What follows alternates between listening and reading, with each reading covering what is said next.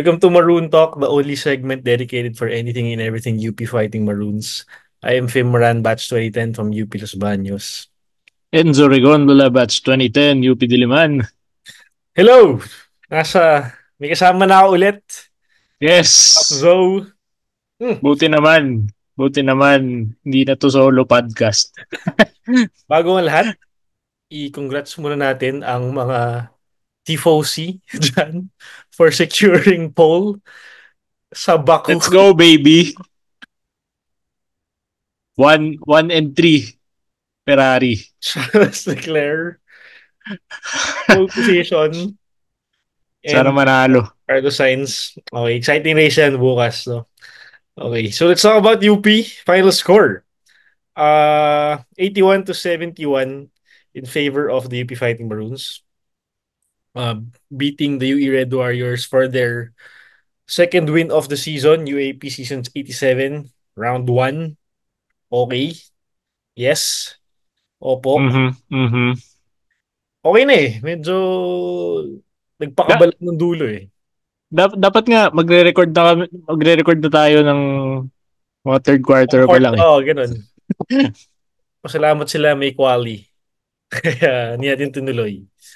Oh, tapos after namin sinabi yun, biglang humabol lang Dumikit. konti yung UE. Dumikit ng 10 eh. No? Alam mo, Lumikit ng 10. pero malaki pa rin yun. Biggest lead natin for the whole game was 32 points. Ay, hindi, sorry. 27 points. Tapos, lumumang pa yung UE ng simula, mga 3-0, ganyan. Tapos, ano ba? Saan ba natin sisimulan to? Siyempre, Sige. simulan natin sa player of the game, Sino ba? JD Kagulangan. Oy. JD Ohoy. Kagulangan, 21 points, 7 rebounds, 4 assists. 5 3-pointers lang naman. 5 of 6. 5 of 5 of 6, 6. yo. Picking up where he left off after that strong game nung first game last week against Ateneo. Tuloy-tuloy pa rin po si Maymay sa kanyang Rebounding. farewell season, di ba? Sabihin na natin farewell season niya. And at least for these past two games, he's making the most out of it. Kaya grabe talaga yung pinapakita niya sa atin. No? So kung magtuloy-tuloy to, medyo paulit-ulit kasi sabi to this season for other players. No? Kung magtuloy-tuloy tong performance ni Maymay, posibleng mag-MVP siya if Pwede. if ito yung maging performance sa game in and game out. Kasi di ba, paano mo naman hindi papansinin to? He makes the big shots, he controls the offense, he does his work on defense as well. And by doing all of those, sabay pa nun, he also gets to make his teammates better. Tsaka, hindi lang yun eh. Yung rebounding niya. Diba? Oh, Game 1, ilan siya? 7 rebounds din yes. ata. Ngayon, 7 rebounds. Sa Yes. 7 rebounds ngayon, 4 offensive rebounds. Kung di ako nagkakamali, 5'8", 5'7" lang siya. Tapos ganyan yung So, alam mo yun, smallest guy on the court, tapos siya yung may 4 na offensive rebounds. Man, tumatapat kay QMB. Sino ba may... Actually, siya yung pinakamarami may offensive rebound sa team natin. siya yung pinakamarami rebounds. Siya pala talaga ang may pinakamarami rebounds. Period. For this game. Game high, siyempre si Momoway, 13. Tapos si Lingo-Lingo with 8 sa UE. Tapos si Maymay namin with 7 rebounds total. At that height, paano yun? Paano yun? Paano yun? Iba. Aben, yun nga. Sinasabi ko mula nung preseason, iba yung giggle, iba yung pagkamama ni Maymay ngayon. And true enough, the past two games, yun ang nakikita natin. And Yup. hopefully tuloy-tuloy lang to. So again, talking about this win, Zo, ito yung mga win na kumbaga dapat sinisecure na natin early on, no? Yung mga ganitong kalaban. Ah, Oo, ano ano? yan eh.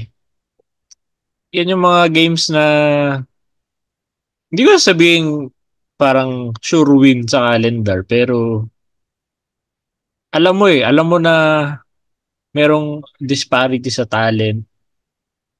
'Di ba? Kaka-depart lang ng star player nila last year, si Remogat. So Tsaka, parang pansin din naman. yun na yung, 'di ba? Yun na yung perfect time to pounce on them. Yes. And I think we did. We did naman. Kaya nga lumamang tayong 7 points eh.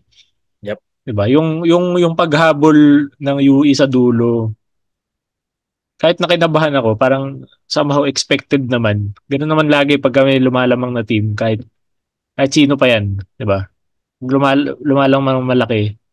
May time talaga maglalaks yun, humahabol yung kalaban. Pero kaya nga gusto mo ng ganong cushion eh para meron kang cushion na to experiment, to have fun, to make mistakes. Yun. Pero Kaya actually, sige, humabol yung fine. UE. Go, go. Yeah, fine. Actually, objectively speaking, if you want to talk about UE, maganda rin na ganun yung naging effort nila down the stretch. I mean, down late in the game. Kasi nga, as mentioned ko, nung previous episode, nung first game nila, ang mukha ng UE sa akin ay para lang silang team na kumuha ng Precious Momoway to build around. And kung sino-sino lang yung kinuha nila around that player. But now, well, medyo ano pa rin, medyo walang identity pa rin yung team na to. Pero at least yung fight, yung effort na binigay nila nitong fourth quarter. At least yun, hopefully bigay ng momentum sa kanila to have better results in their coming games. Kasi Mm. pinakita naman nila na kaya eh. Kaya nilang lumaban, kaya nilang umabot ng ganun. Kaya if magawa nila yun, at least be competitive with the other teams. Yes. Simple sila mag-upset ulit, no? As Tsaka ano pa lang eh. Second game pa lang ng season. Second week pa lang ng season. So parang, alam mo yun, it will take time. Lalo na sa mga teams like UE, UST, mga medyo bottom, UST yun, ano. medyo iba na. Oo, yun nga. Ibig ko sabihin, yung ibang teams na on the rise, Yes.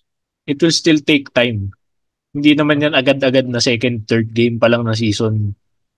Ganun na agad Yun sila na. kagaling. Mag-ano yan, magbi-build up yan. And yun nga, yung effort ng UE nung fourth quarter, 22-12 yung fourth quarter scoring. Mhm. Okay yun, okay yung fight na yun. Na yun nga, it could be a blueprint to work on ng moving forward for the team, for Mhm. UE. So yun, one step at a time naman yan eh. Pero naman pagka magre-rebuild ka, di ba? Okay, let's try to tell the story of the game. At least for the box scores. Quarter scoring natin, first quarter, UP scored 25 points against UE's 13. So, talking about UP, that's good scoring wise as well as being defensive, Mm. holding a team to 13 points in one quarter. That is very kumbaga kung ipapasok mo yun sa objective mo defensively per quarter, parang pasok sa kanila yun, yung only letting the other team score 13. Now sa second quarter naman, again, not bad. We scored 23 points. UP scored 23 points. UE 16. Relatively higher compared to first quarter na 13 yung pinascore nila. But then here at least kasi tayo, yung UP nakapag-score ng 23. So we were up 48 to 29 nung halftime. A 19 point um, caution niya heading Mhm. the third quarter. Third quarter naman, ito medyo ano na. Dito medyo dumikit eh, di ba? 21 points for UP, 20 for UE. Tapos nung fourth niya, as mentioned by Enzo, 22 UE scored 22, only 12 for UP. Ang mga notes ko dito na konti was that early on and siguro all the way to the second quarter or midway to the through the third quarter, yung depensa natin good. Was very good na we were holding UE to one shot per possession. So kumbaga, we were making stops with our disciplined defense, hence giving us the lead. Despite QMB having two fouls early on in the first quarter. Oo, So naging factor 'yon kahit tama. paano. Tsaka yung stops kasi natin, parang more so sa second quarter ata eh. Oo, Yung mas stops mas ano natin, tayo eh. palaging ano eh, it led to fast break opportunities. Mhm. Which plays to our advantage kasi sana yung UP sa ganun eh. Mabilis na fast pace, run and gun. Diba? Transition. Kaya nung simula, kaya lumaki din yung lamang natin kasi puro ganun. Ang daming opportunities na fast break, 3 on 2, diba? 4 on Because of 3. our stops. Laging ganun. Because of our Because of the stops. stops. Oo. Because of the stops. Yes. So hindi lang sa stops, masasabi mo quality stops kasi nga Oo. it led to easy offensive opportunities eh. Yeah. So again, nung simula ng season, if I'm not mistaken, nabanggit din natin to Enzo, the key to success for UP to get the championship back this season is defense. And Yup. this game is at least yung first half. The first half would be the perfect example of how this team would dictate the game with their defensive stops. So, Mhm. we can't discount that. Medyo ano lang, na-overlook lang kasi naman, tinan mo naman, highlights ni Francis, mga Oh. dunk niya, Yung mga yung block mga niya. big shot ni Maymay, Terence Fortea. So, di ba, yun yung na-highlight, which is talaga namang pansinin yun sa game. Pero wag natin kalimutan na ang nagsisimula ng lahat na yan is yung mga rebound ni Maymay, yung mga block ni Francis, yung mga block ni QMB, stops ni Jerry, steals ni Mhm. Harold. Mhm. Yung mga yun Yes. yung ano yung nagsisimula ng lahat na yan. So, that's nice to see na alam nila na they have to do their work on defense first. The Maroons have to do their work on defense first. And then the scoring will follow. The wins will follow eventually. Then sa second quarter din kasi medyo nagta-turnover na. So, in a way, kaya medyo, well, hindi naman dumikit, pero kahit pa paano yung rhythm ng UE medyo nagsisimula na nilang makuha. Kasi at halftime, kung titignan natin to, UP had 7 turnovers already. Ang makakapag-cancel lang nito ay yung 12 turnovers ng UE.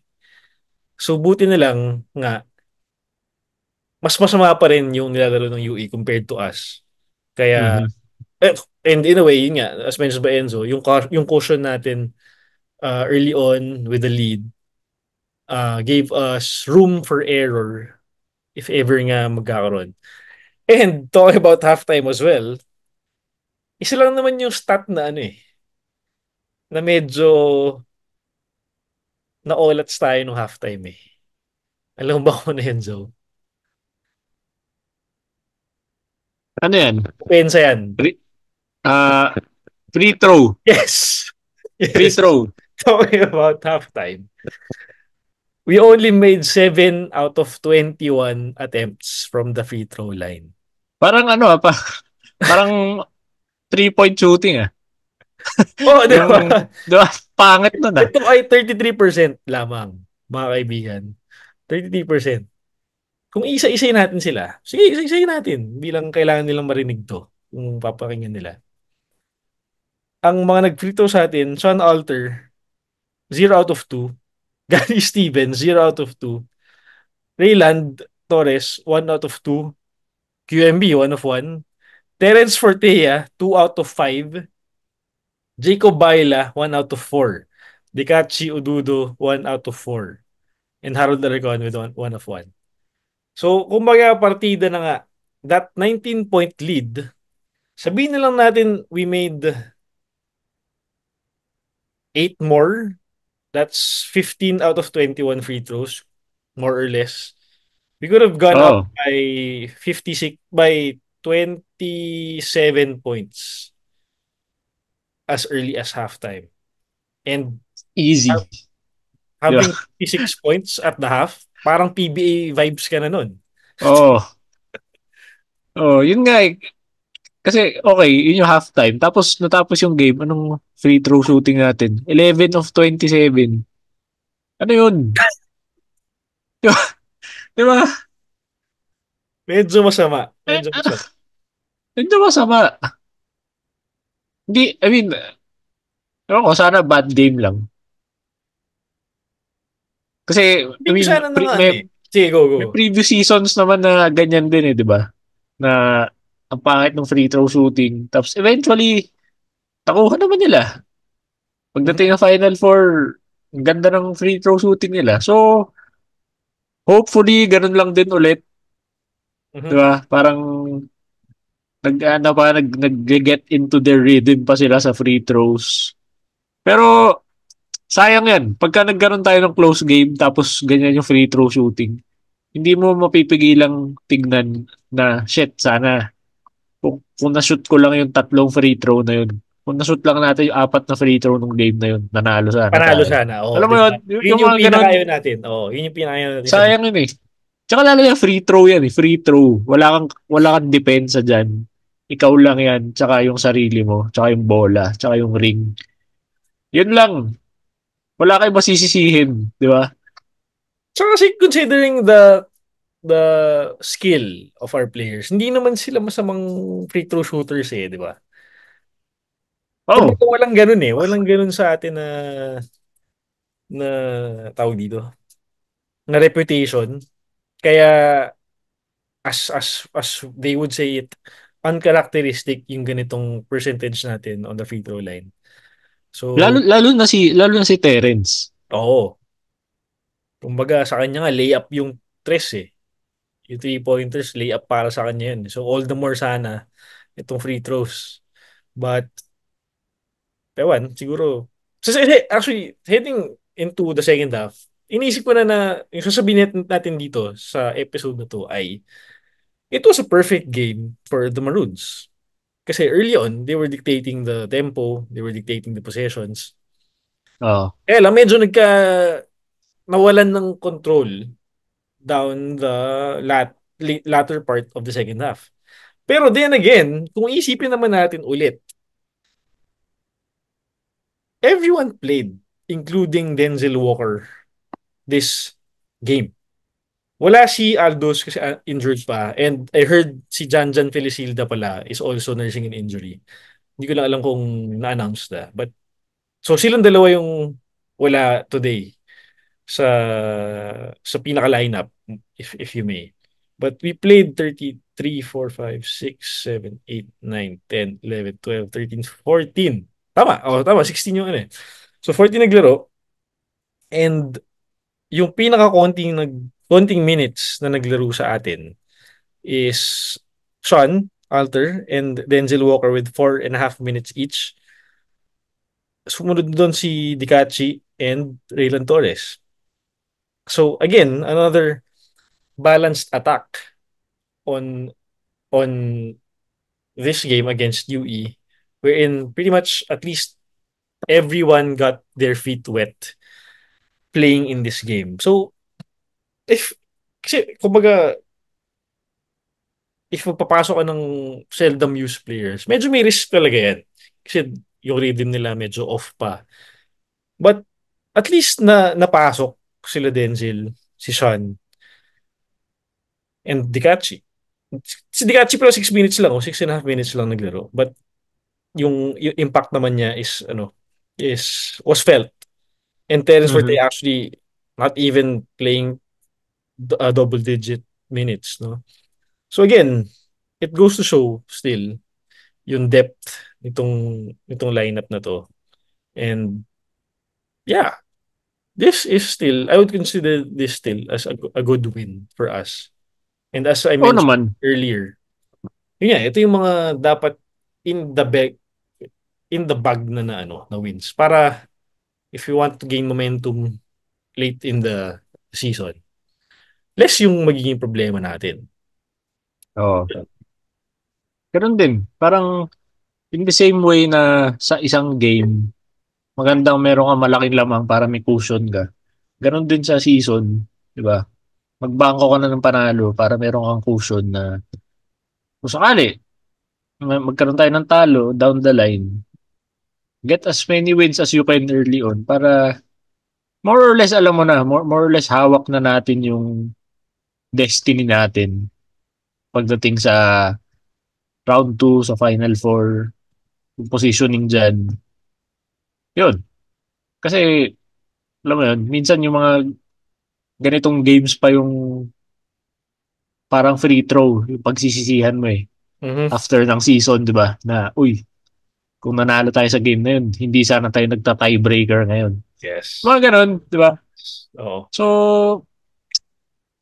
good win, good Good win. win. Good win. Masaya ako Yeah. sa panalong to. Oh, we'll take this. For sure. For sure. Um, shit. Ano sabihin ko? Yung... Shit, wala yung sabihin ko. But then if you're gonna talk about the stats, no, we started our starting five was, if I'm not mistaken, the similar starting five against Ateneo. We started with Maymay, Jacob Baila, Jerry Abadiano, Mark Belmonte, QNB. So Ito rin yun. seeing Mark Previous game. on the starting lineup, medyo para sa akin napansin ko na medyo umangat na yung tiwala ni Coach Code sa kanya. Well, andun naman yun last season nung rookie siya. But then now, tingnan niyo naman, Mark was our second leading scorer. Mark Belmonte was our second leading scorer tonight with 9 points, 4 rebounds, 2 assists in 19 minutes of play. Quite unheard of from his minutes last season. And yung actually itong stats na to pretty much shows or not only shows yung niya, yung effectiveness niya on the court kasi yung pati yung depensa yung depensa ni Mark ano pa rin dito, intangible in a way dito. So having a Mark Belmonte there while Aldous Terculas is recovering, ano yun, another plus for this team kasi we have another next man up kapag may na-injure. So talking about yung X factors ko in the season, Aldous and Francis. Meron pa tayong Mark Belmonte pa rin dyan. With that same style of play, with the same athleticism, with the same body type. Kaya Mm. yung four or three spot talaga na yun sa atin is well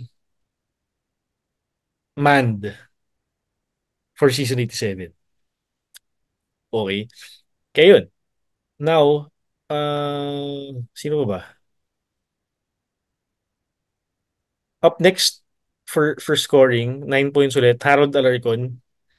Si Harold medyo pacing pa, but medyo mali talaga siya. Meron siyang mga unnecessary fouls na binibigay ever since last week. Kaya, Harold, if you outgrow that, mas maganda pa yung contribute mo sa team, no? In in season 87. Kaya more of a mental ano lang yan, mental struggle. Kayang-kaya. Oo, to get over. Up next was Francis. 7 points lang naman. 4 rebounds, 3 assists. But in highlight plays, come on, man. Up next was Oo, Jacob. hindi, Go. hindi ko akalain naka 7 points lang si Francis. Kaya nga, Parang sa dami ng ano niya, sa dami ng airtime niya kanina. anim lang pala 7 yun. points lang. Ay, PPito lang pala. Pero he played Sa bagay, 21 yung, minutes. yung 3 of 7 field goals, yung tatlong field goals na yun, ano yun eh. Highlight. Tatlong explosive dunks yun. Kung gusto mong bilangin din ang highlights niya, meron pa siyang tatlong block. Kung yan din Yun pa. nababanggit yan. Di ba? So Francis, Pero again. meron siyang tatlong block, meron din siya ilang goaltending. Which Oh, is fine. I which is, mean, oh yeah, okay pa rin. Okay pa rin. No? effort effort is still there. Yung intimidating presence ni Francis sa sa paint. Talagang, ano na ngayon. Nagugulat na lang kung maabot pa siya sa mga chase down niya. Big Jacob Baila, our second leading plus minus player with plus 12. Finished with 7 points as well. Tama ba to? One, four rebounds, one assist, one turnover, one block. And one out of two from downtown. Jerry Abadiano, 23 minutes. Six. Actually, basahin nila yung stats. Uh, ang umaata lang talaga dito is Maymay. So we missed John Felicilda's playmaking as a backup point guard. But hey, look who backed up Maymay here tonight. Terence Fortea as our backup point guard Yun, no? against UE, finishing with a 5 points. Hirap pasahin na. Two assists, five rebounds, bro, in 10 minutes of action. Again, quality minutes from Terence Fortea here. Productive. Ang ang pinaka na ano ko dito kay Terence yung yung mga outlet pass niya. Pero sa isang outlet pass kay Harold yata yun. O Francis ba? Harold, yung nag-end one, medyo quarter court pass na. Tapos may isa pa eh. So kumbaga yung mata niya for his teammates, I would say improving. Kasi we just know him as a scorer, di ba? But seeing this game, how he facilitated the offense, how he made everyone look better, aside from how he made himself look better, was quality minutes while JD Kagulangan was on the bench resting for us. Yes. Tama. Yun. Ganda ng laro niya. Ganda ng laro ni Terence. Again, it shows how deep the team is. 'Di ba? Pag bumalik si Jan Jan, meron tayong tatlong point guard Mhm. na very capable. 'Di ba? Para siyang three-headed dragon ng mga point guard na may kanya-kanya silang style eh. Yeah. Kanya-kanya silang mabibigay talaga sa team eh. So, looking forward na to have Jan Jan back. Kasi kung hindi naman din si Jan Jan, meron pa tayong Raylan Torres. So, Yun pa. talagang pick your poison lang. Okay. In terms of UE, wala eh. Hindi naman. Wala. Mumuwi lang naman eh. Let's see, si Lingo-Lingo is now kahit pa paano, yung scoring niya medyo umano na with finishing with 11. But yeah, as a team, UP finished with 22 assists compared to 14 turnovers only. Um, Finishing with a plus 9 in the plus minus and having 48 points as for starter points. And yeah, yun lang yun. Pretty much ano lang naman. Kumbaga yung summary of the game was pretty much first to third quarter. Tanggalin mo lang yung stretch na umabol yung UE to 10. Pero more or less yun na yung kwento eh. UP dominated this game and yeah, early on in the season, Oh, yeah, yung there were lapses but ayun, yung pala yung sabihin ko dapat kanina. yes, there were lapses. What the good thing was, na-address agad ng players natin yung mga lapses na yun. Hence, getting the win, number 2 for the season. Yun. Yeah. Yung, yun naman, yung tingin ko naman yung second half ng UE. Ano yun, tingin ko adjustment na yun eh, from halftime, yung halftime break, di ba? Buti naman, nag-adjust sila. Oo. Nag-adjust sila. Kaya nung third quarter, dikit yung scoring eh, di ba? 21-20. Yes. It's more, nakipagsabayan na sila sa UP. Mhm. Hindi pa rin nila na-stop yung UP, di ba? Pero They were making more shots nagkaroon, siguro. nagka-redeem na sila offensively. Nakagawa na sila. So nakipagsabayan sila. Malaki pa rin yung lamang. I mean, ilang points pa rin yun. 19, mga ganun. Oh, oh. Ang force lang talaga. Doon lang humabol. Pero expected, uh, great win for UP. Marami pa rin mapupulot. Pero Yes. sana galingan nila yung free throws nila. Free Yes. Oh, throws, guys. yun na yun, yun na yun. Yun na talaga yung ano nun, this season. And uh, next game natin is NU on Wednesday. So Wednesday na pala to. Shit. Okay, with that being said, quickly, pag-usapan na natin yung NUFU kanina. Ah, bilang ayoko na sa isabay sa episode bukas with the next two games. Ang pinaka-description ko dun sa NUFU game na yun kanina was that sana pareho silang talo. Ganun masama yung tingin ko talaga dun sa nilaro ng dalawang teams na yun. Because it was, talking about NU, it was different. It was quite off. It was way different of how they played against Lasal last week. Kasi nung Lasal, medyo perfect pa yung game nila eh. Medyo maganda yung scoring nila, less turnovers, good, better defense. But in this game against FU, parang ang layo nun eh. Hindi yun yung nilaro nila against Lasal, which they should have won actually, but then they came out flat in the end. Talking about FU naman, this FU team, siguro nga, considering that they are young, um, ang daming growing pains na kailangan nilang pagdaanan. And comparing it Oo, yan, tama. from the preseason, parang hindi pa sila nag-improve eh from there. Well, kasi nga naman, matagal na rin yung preseason, ilang buwan na rin yun. But now, as they are racing the big stage of the UAP, parang hindi nila ma-convert yung competitiveness sila nung preseason to now, which is kind of hard. So now they're down to 0-2 and they have a lot of maturing to do early on as the season progresses. Kaya me, personally, counting them in the Final Four race, medyo napapaisip na ako. Kasi if they continue this, parang sila pa yung ano, if they continue this, parang sila pa yung magiging 8 seed at the end of the season. So what do you think? Titignan ko yung ano, yung quarter scoring ng FEU-NU.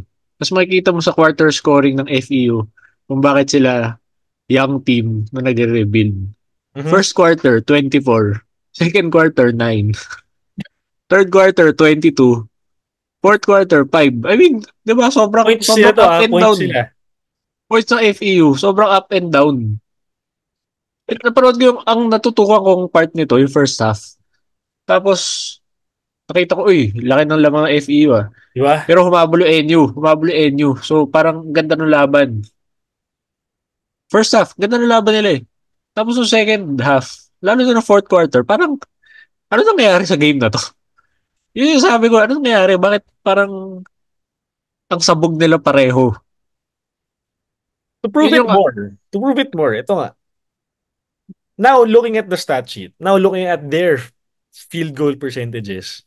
If you finish with 38% field goal percentage, while NU finished with 33.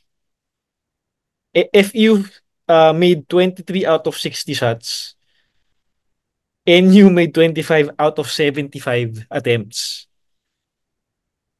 BJ Pre attempted 14 field goals, making only 5. Pasaol attempted 11 field goals, making only 3. Bautista, Joric Bautista, 3 of 13.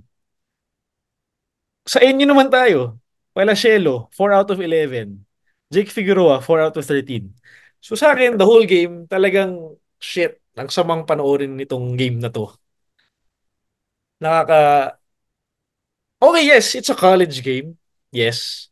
Pero knowing NU na lang, knowing NU at least, hindi yun yung, kumbaga, masamang laro para sa kanila to. And they're lucky enough to get that win in the end. Sobrang swerte nila nun. And siguro kahit sila na ano yun, na-realize din yun. Kasama Yun. talaga yung panoorin. Ang sakit sa mata at that. Para ako nanonood ng NCAA. No disrespect to NCAA pero parang naging ano, individualistic yung mga ano, yung mga oh, to sum it all up, if you get the chance to watch that final 1 minute of the game, kung saan nagbara-bara yung parehong teams. Perfect example, lamang ang NU by 2 ata or 1. Sa lamang sila. 1 minute left. Possession ng NU. Bakit mo Justin Garcia, Tepol Garcia, ina-drive all the way to the rim considering na lamang kayo? Di ba dapat di ba Ubusin mo dapat yung hit the oras. clock as a rookie but knowing you as a champion nung juniors, you should know and be more aware of that. Yung mga ganong instance man lang. So, kumbaga, in the bag na yun, at least no 1 minute sa NU sana. Pero,